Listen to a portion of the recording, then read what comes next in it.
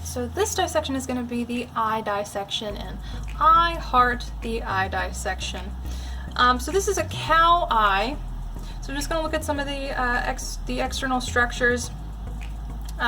We can see the cornea right over the pupil, so the opening is a pupil, a little bit of the iris around it. So the white of the eye is going to be the sclera. A lot of this is some ocular muscles and adipose tissue. We flip it over to the back. I've removed a lot of this adipose tissue, and we can see this guy coming off the back. So what do we think that this could possibly be? Alright, so this is going to relay our information that we get from the retina to the brain. So this is going to be cranial nerve number 2. This will be the optic nerve. Okay, so we can see that on this guy too. Alright, so I'm going to go ahead and cut this guy open. Alright, so take a scalpel. I'm going to make a coronal section, so making sure that the pupil is towards one direction. I'm going to have the optic nerve in the back. I'm just going to make, okay, this is might be a little bit juicy.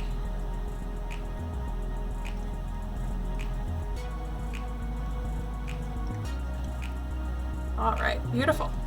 So far.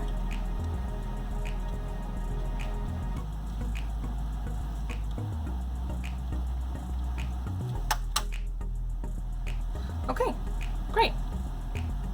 So if I move this around, you can see this jelly-like substance that is in here, and I can actually pop that out. Kind of looks a little bit like egg white consistency, right? Ooh, that's really gross. Okay, this is going to be the vitreous humor. This is the vitreous humor, so I'll go ahead and pop this back in. Alright, so that's the vitreous humor. This is about 99% water, and the remaining 1% is going to be collagen and hyaluronic acid, which gives it a very gelatinous, jello-like consistency. Alright, and this is really important in maintaining the shape of the eyeball and for shock absorption. So it also keeps the retina, right? So it keeps the retina, and I'll pull that back for you guys, but it keeps the retina attached to the eye itself. So as we age, sometimes this vitreous humor becomes a little bit more liquid, and that can cause the retina to separate just a little bit from the back wall, and that can sometimes cause floaters, which are generally resolved. Most people by the age of 70 have experienced floaters before. Okay, alright, so that's a vitreous humor. I'm going to go ahead and pop the vitreous humor out and just lay that there. See, look how, ooh, it's just like jelly. Oh, that's fun. So this is in the vitreous chamber of the eye. So I'm talking about different chambers of the eye. So we talked about vitreous humor. We also have aqueous humor. Aqueous humor is going to be much more watery. Okay, so we have aqueous humor in the anterior and posterior chambers of the eye. So the anterior chamber is going to be between the cornea and the iris, and then the posterior chamber is going to be between the iris and then the lens right here. The lens right here, which we'll take out in a minute. Okay, let's see. I'll just make a little.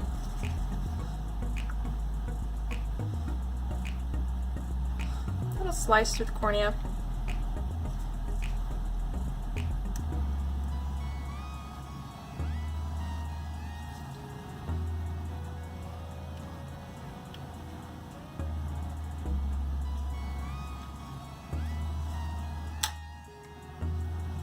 Okay, now just showing you how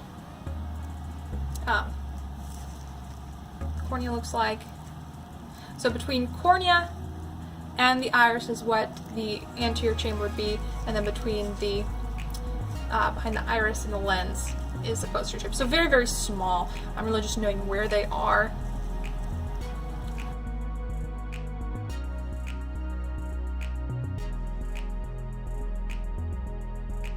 Okay. All right. So we'll go ahead and I'll show you guys. So this is going to be the lens, right? And if we look at what's around the lens, it kind of looks a little bit like if you take a mushroom and you flip it over and you see that all the little gills of the mushroom kind of looks a little bit like that. Try to get the light to hit it just the right way to where you can see that really pretty mushroom cap-like structure. This is going to be the ciliary body, and the ciliary body is an extension of the iris, which is the colored part of the eye. Right. So the ciliary body kind of has two things that it does. So it contains a ciliary muscle that helps to change the shape of the lens. The lens is not necessarily a static structure. So ciliary muscle helps to change the shape of the lens, and it also produces the aqueous humor that is within the anterior and posterior chamber of the eye. Okay, so that's the ciliary body, helps to change the shape of the lens. Okay, so we can go ahead and take the lens out. It's attached in here. Actually, you can see how it's attached if I pull up on that a little bit. You can see it's attached. Alright, go ahead and cut that out just a little bit. Okay. Okay, so here is the lens. Okay. Biconvex structure. It's pretty hard. Alright, but this is not a static structure. Okay. This helps to refract the light, can change shape, so it's changing the focal length of the eye so you can focus at different distances. Okay, that's why you have different things going on with the shape of your lens might cause you to need glasses. Okay, this is a pretty incredible structure. Let's go ahead and we'll cut it in half. See if I can do this without hurting myself.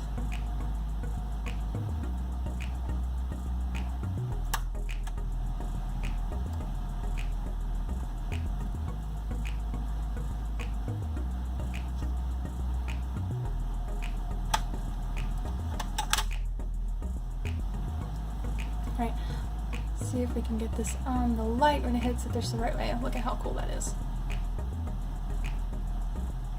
Alright. Okay, so moving on to the rest of the eye internal structure. This is just gorgeous. Okay, so what I'm going to do is I'm going to actually pull, so you hear me say retina. So I'm actually going to pull away the retina. Right, so this guy right here, this is all retina, right? This is where we're getting our interpretation of light.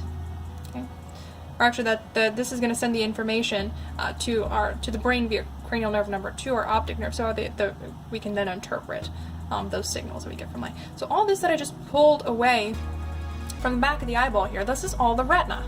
Okay, so I'm going to take the retina. I'm just going to remove most of it. So I'm going to take the retina out. We'll lay that next to our vitreous humor. Right here. Okay, I want to clear this bit away, so I want to show you something else.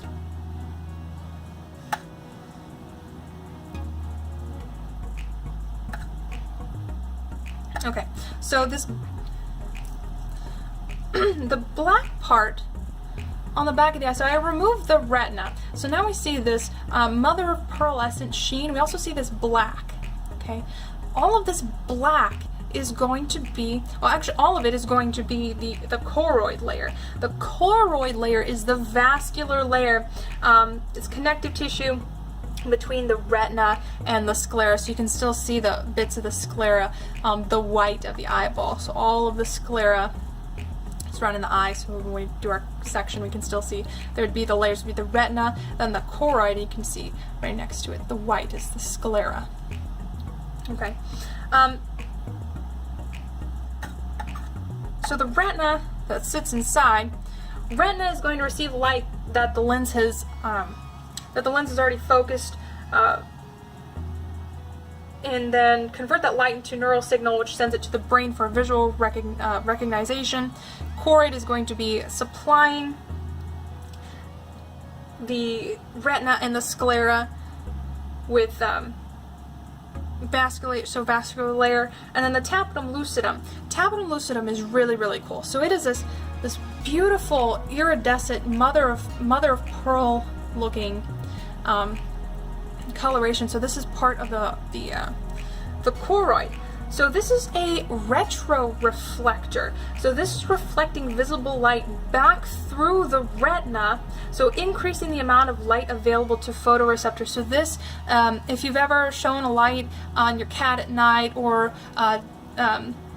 was going through maybe woods or something and saw a deer in the headlights, you notice how their eyes reflect like this weird color.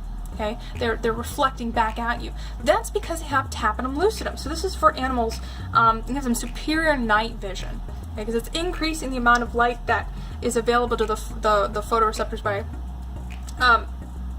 reflecting it back through the retina. So that's really, really cool, and I just think that is beautiful. Move the rest of the retina bits. The other thing that I really want to show you is the optic disc. Okay. Optic disc is what you might know as your blind spot. So there's some tests that you can do that are listed in your book that help you determine where your blind spot is in your field of vision, but this is what causes it. This is where the optic nerve enters the eye and causes, so there's not going to be any rods or cones here, so you're not going to be able to interpret any of the information from this this spot. All right, so that is going to be the optic disc.